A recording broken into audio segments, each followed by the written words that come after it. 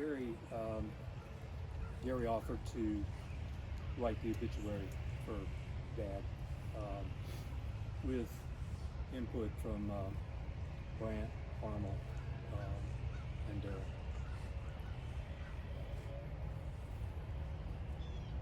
Horace Davis, 93, of Virginia Beach, Virginia, went to be with his Lord and Savior on Saturday, May 2nd, 2026. He was born May 23rd, 1932 in Leachville, North Carolina, and was the son of Carl Davis and Edith Clark. Horace was a loving and devoted husband of Bernice Davis, formerly of London Bridge, Virginia, and father of 5. He led a life marked by hard work, integrity, kindness, and steadfastness. Never motivated by self-promotion, Horace allowed his strong work ethic and faithful character to define his reputation. Not long after marrying Bernice on March 1st, 1952, he served honorably with the U.S. Army Corps of Engineers at Fort Leonard Wood, Missouri from January 29th, 1953 to January 28th, 1955. Although he chose not to pursue higher education, Horace became a self-taught and quick learner, widely admired for his intelligence, ingenuity, resourcefulness, and common sense approach to tackling challenging projects throughout his career as an industrial boiler mechanic. His professional pursuits mostly centered around the repair of boilers and air conditioning units while working at Irving and Snow, Carpenter and Sons, and J.H. Miles, where he demonstrated an unwavering dedication and mastery of a plethora of responsibilities. There wasn't anything that Horace put his hands on that he couldn't repair, build, or make better at work around the house. He was a man of genuine humility, regularly greeting others with a warm smile and extending a helpful hand while radiating a friendly and caring demeanor toward those he encountered. In his leisure time, Horace enjoyed watching an old Western turning to a NASCAR race or a Washington Nationals ball game, playing a spirited game of dominoes, or building things and tinkering around the house in the garage. He also liked long road trips in the car with Bernice and their children, where he rarely stopped for breaks. Horace had a sweet tooth for goodies, everything but chocolate, and a passion and palate for seafood. He was fully content with simply gathering with family and friends around the table for a meal, or just huddling together in the living room of their home. Horace didn't have an innate desire to travel the world or chase after anything more than what God had already provided for him over his lifetime. His greatest pleasures came from having a strong faith in Jesus Christ and being loyally committed to his wife, children, grandchildren, great-grandchildren, great-great-grandchildren, and extended family. A devoted follower of Christ, Horace found great solace in his church and the Bible, which he read multiple times from cover to cover beginning in his 70s. His unwavering love and deep affection for his family, Avalon Church of Christ, and community remains an enduring testament to his life.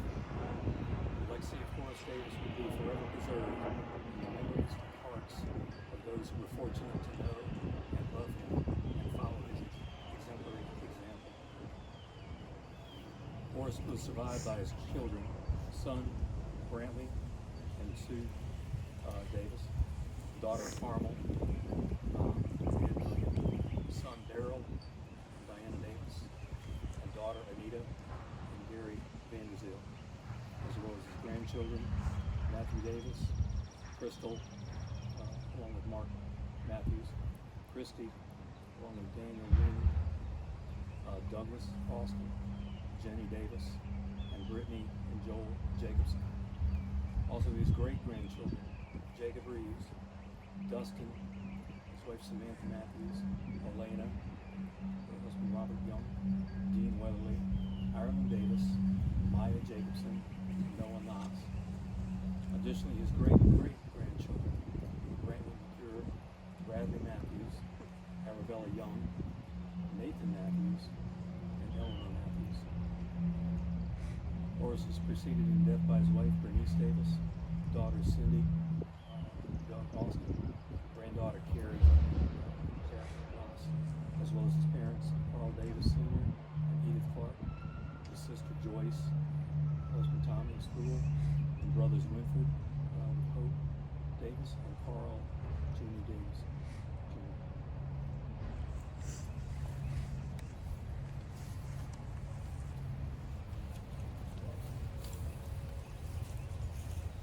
I'm going to invite Carmel Million up to do a brief reading.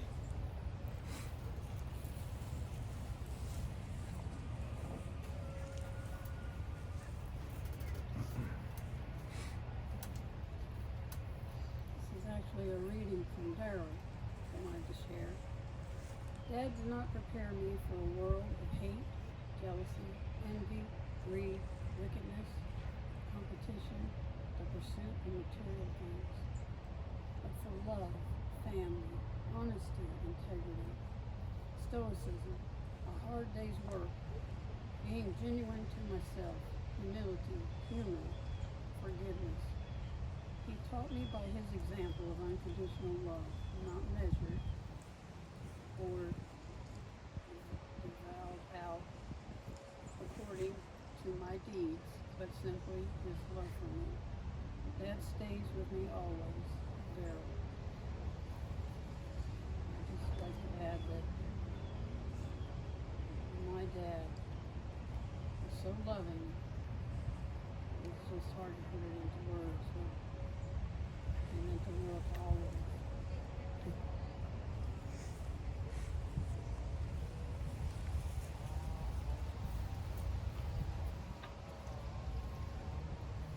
For those of you who may not know me, I have the honor and privilege of being the senior minister at Avalon Church of Christ, where Horace attended, where Ed and Carmel also attend. And it's just an honor and privilege just to be able to share a little bit about who Horace is, and then talk about a man that Horace loved as well. So today we're going to just briefly talk about the life of Horace, to celebrate it and hopefully remember some moments. As stated in the obituary that Ed read, Horace, he was a worker, he was a handyman. He was someone who could look at something and see that it was broken and figure out how to fix it, what to do.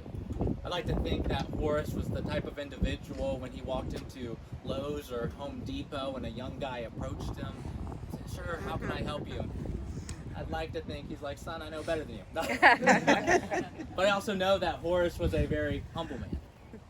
And so while he may not have said it, he potentially thought it. He was the type of individual who came from a generation who just didn't need YouTube to fix anything. He could do it himself. And from talking with Ed and Carmel, just hearing about the things that Horace fixed, built, repaired, improved, the house projects, the work projects, the things that needed attention, things that needed hands that knew what they were doing. And Horace had those kind of hands.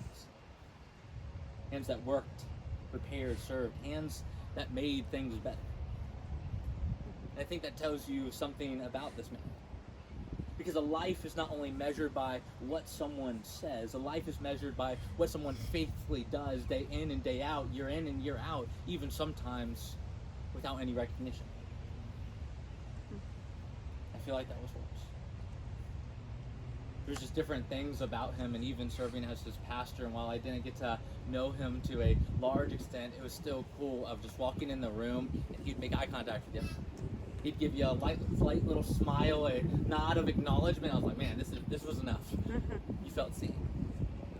You even talking with the family, there's just two little things that stuck out to me with Horace, and so I'm a little biased here, but one was just that he had the breakfast of legends. 2 donuts and a banana.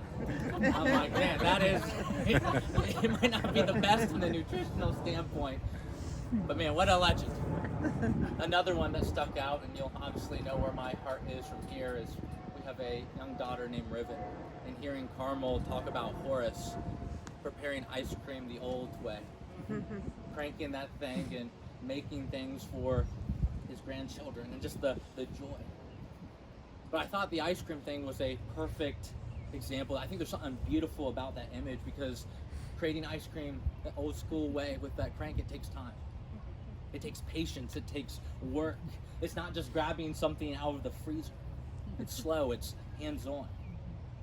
And at the end of all the cranking, after all of that work, then you get to enjoy the ice cream. And I think that's the type of love that Horace showed.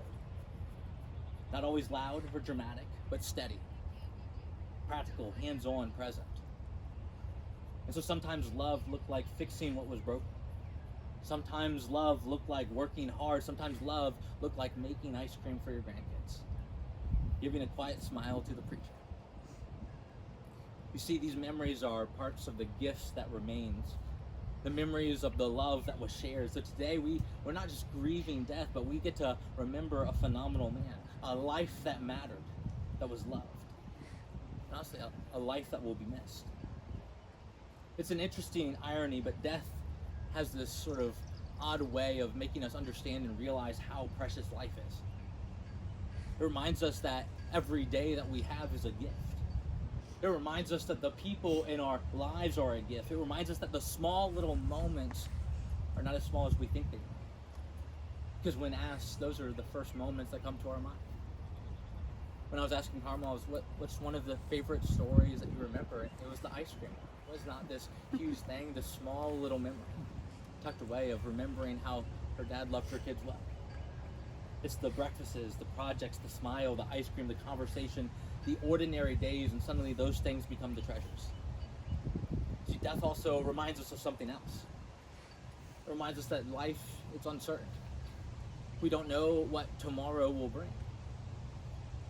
But also, we realize and understand that death is certain.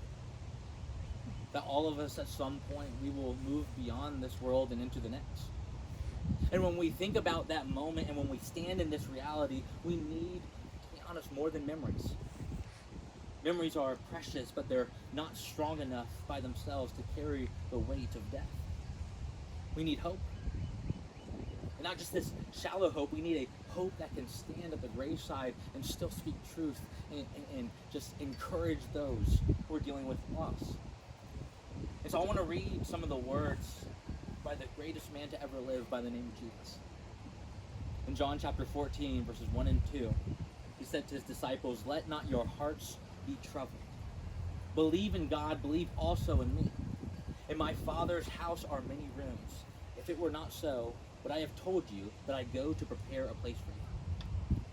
So Jesus, when he's speaking these words, he's speaking to disciples who have troubled hearts. The disciples are confused at the point of this story. They're afraid. They didn't understand what was happening because Jesus is now predicting his death of what is to come. Jesus said he was going away, and so their hearts are heavy.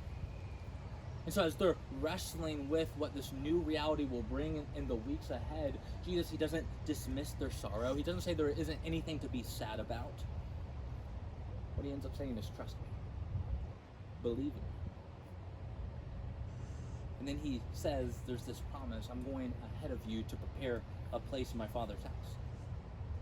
One of the coolest things about being a believer, being a follower of Jesus, is that death is not us stepping into nothingness.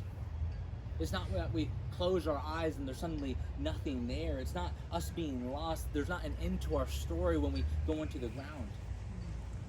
The cool thing about death, when you follow Jesus, is you're going home. That you close your eyes in one location and you wake up in a completely different one, a completely better one, in a house that Jesus made.